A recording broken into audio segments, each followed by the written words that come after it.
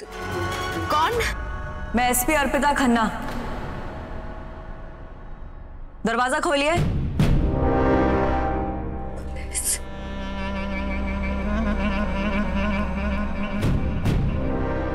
Minute बाद दरवाजा खोला। अगर कोई चालाकी की तो सबसे पहले तेरे बेटे को मारूं। 2 मिनट बाद।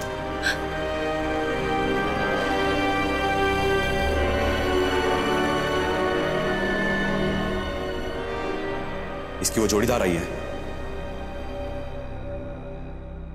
सब लोग ऐसे दिखाओ जैसे हर रोज घर पे रहते हो। और याद रखना, अगर उसे जरा सा भी शक हुआ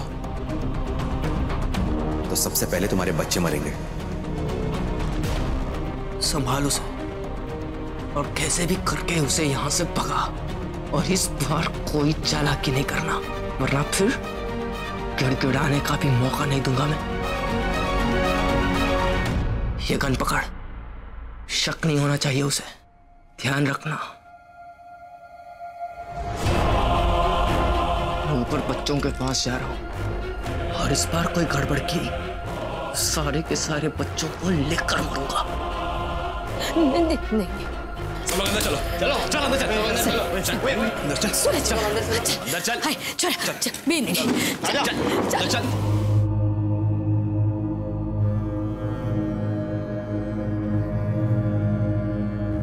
नमस्ते आंटी जी। नमस्ते। अर्पिता, आओ ना।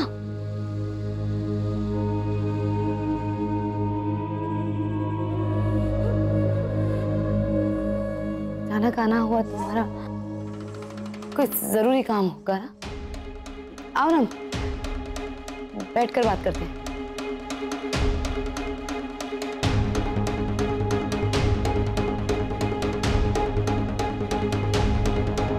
क्या लोगी अर्पिता? चाय, पानी?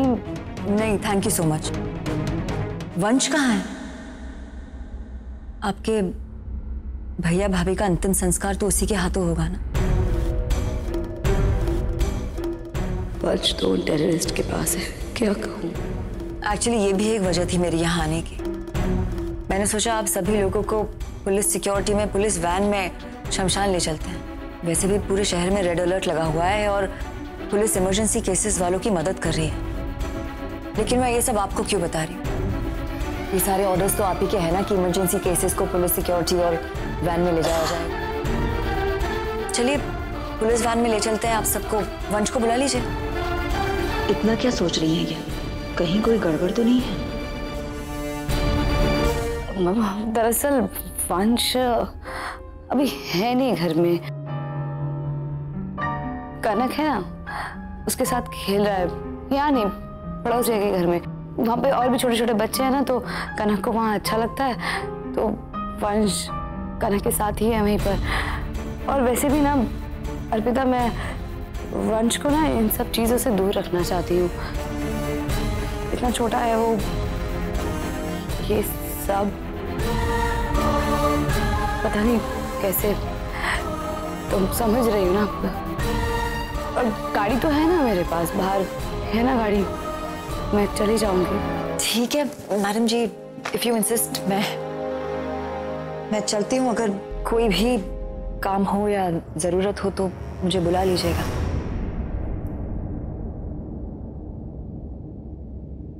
नमस्ते।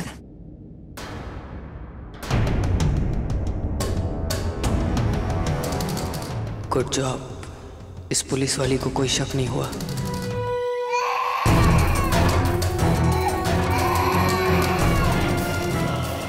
इसका मतलब संध्या मैडम ने मुझसे झूठ बोला कि बच्चे पड़ोस में खेलने गए हैं। और यहाँ सब इतने हड़बड़ाए हुए क्यों हैं? जैसे कि किसी की चोरी पकड़ ली हो। नहीं, मैं इसे चुप कर रहा था। हाँ, मैं भी। उसको कुछ मत करना।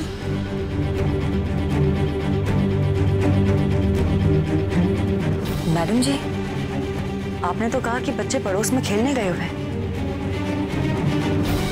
लेकिन कनक के रोने की आवाज तो ऊपर से आ रही है।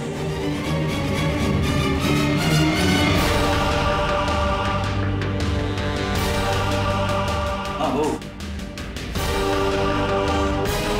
तो पता ना, दरअसल अरे हाँ संजय जी, जब आप फोन पे बात कर रही थी तब तभी वो आ गए थे। इनको पता नहीं चला। वो दोनों घर में ही हैं, ऊपर हैं। अच्छा, खेल रहे हैं ना वो।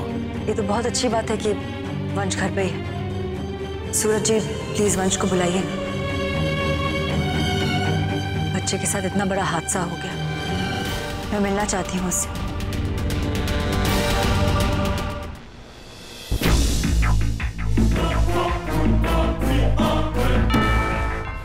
देखो वंश, डरने की कोई बात नहीं है, ओके?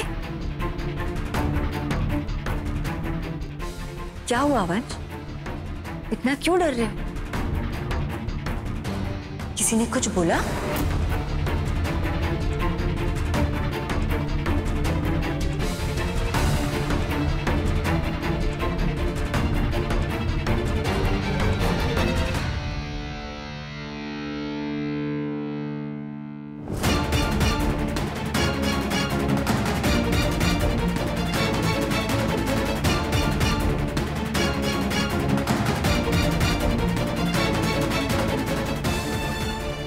आंटी। हाँ बोलो।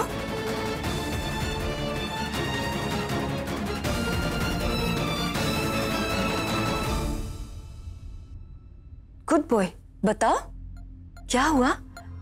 तुम कुछ कहना चाहते हो ना? बताओ ना।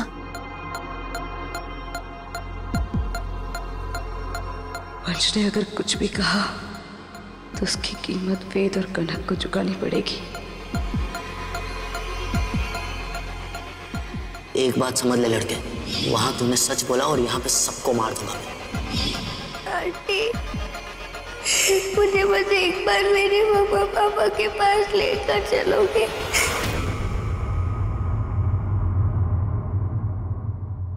मुझे बस एक लाख बार लोगों को देखना है।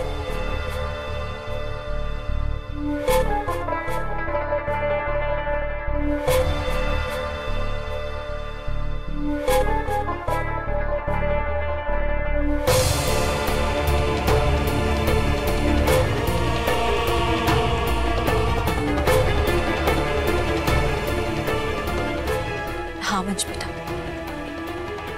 मैं आपको ले चलूंगी आपके मम्मी पापा को आखिरी बार देखने के लिए।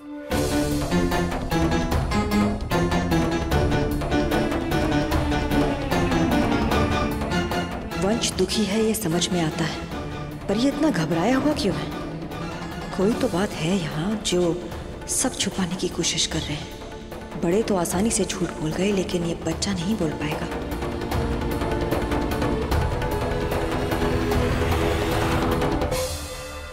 सही कह रहे थे तुम्हारे पापा। वंश ने अपना मुंह नहीं खोला। अपने भाई बहन से बहुत प्यार करता है वो।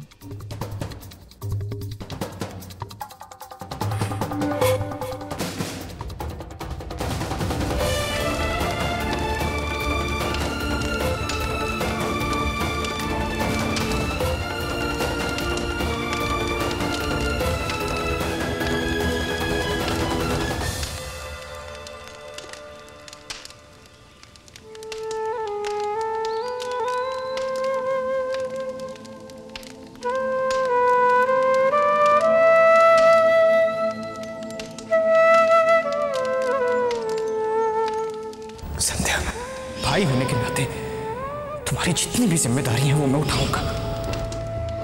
भैया पता है, ऐसे ही पापा भी मुझे रात को उठकर देखने के लिए आते थे। जब मेरे भैया मेरे साथ है तो मुझे कोई डर नहीं।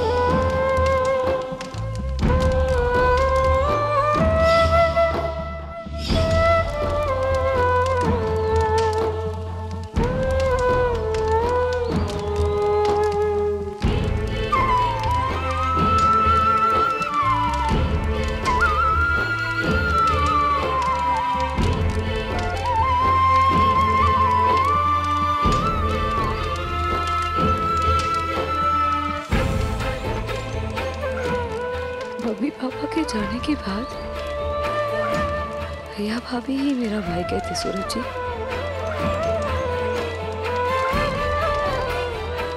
लेकिन आज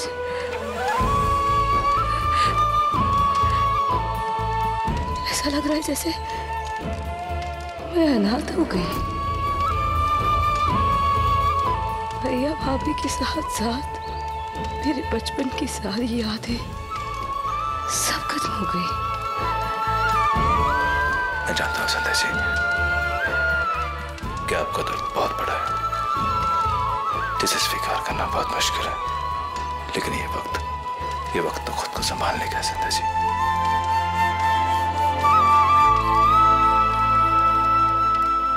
आंसू बहाने का ना है, क्योंकि अगर ऐसे वक्त में आप ही टूट गई तो कि वंश को कौन संभालेगा? हिम्मत से काम लेना होगा आपको।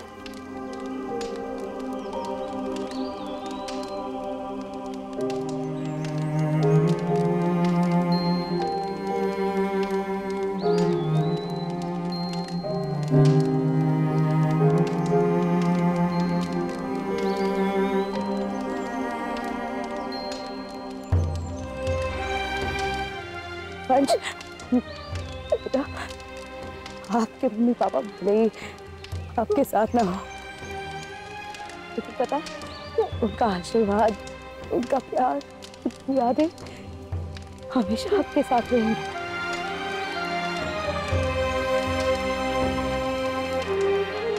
आप अकेले नहीं हो वंश। हाँ?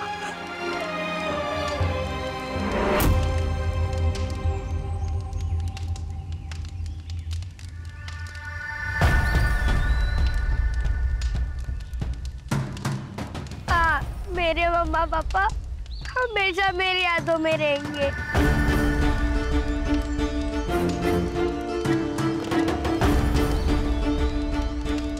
मैं कभी नहीं भूलूंगा उनको, और ना ही वो वक्त भूलूंगा जब उन्हें मुझसे दूर कर दिया गया।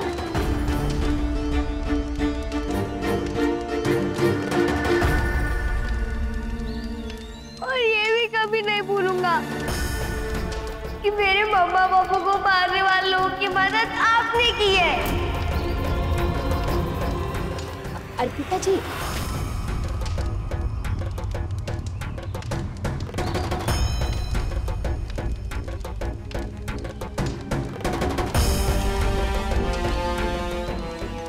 वो सारा परिवार टूट गया है।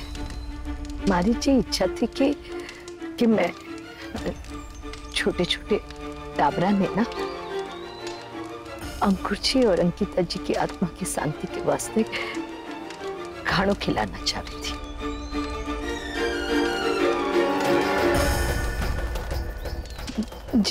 जी कुछ पीसे हैं, अगर आप इसे अनाथ आश्रम तक भिजवा सको तो आपकी बड़ी मेहरबानी होगी। जी भाभी।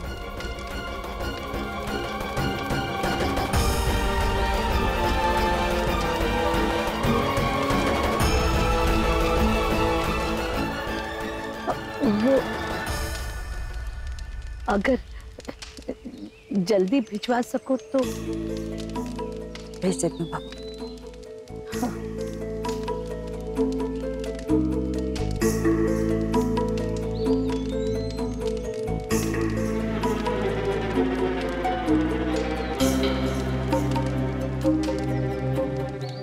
विनोद जी कुछ पैसे हैं, भाभा ने दिए। वो अमन अनाथालय है, उनके बच्चों को खाना खिलाने के लिए दे दीजिएगा वहाँ के मेट्रो।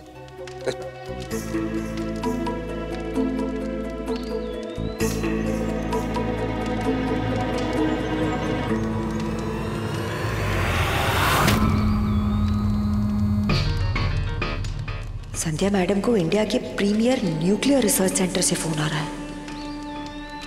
मैं भी हमेशा सच्चाई की राह पर चलना चाहता था, लेकिन आज उस टेररिस्ट को देखकर लग रहा है कि सचमुच कुछ नहीं होता।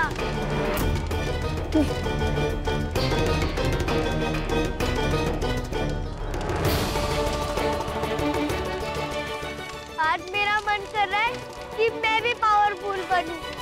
अगर मेरे पास ताकत होती तो मैं मेरे मम्मा पापा को मारने वाले लोगों को ऐसे जिंदा नहीं जाने देता।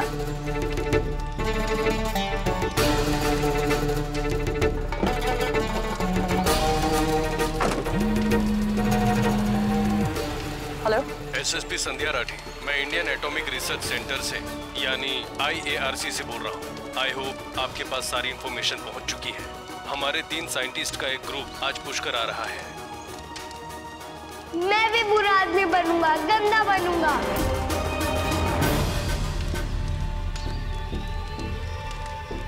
नहीं वंश, फिर कोई मुझे जीत नहीं पाएगा, सब मुझसे डरेंगे।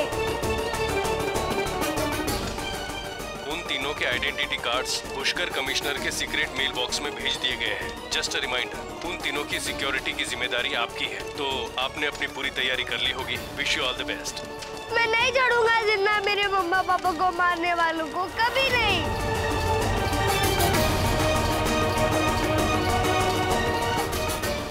तो मेरे फोन पे बात कर, इसके सब आगे सूरज जी, मैं आती हूँ।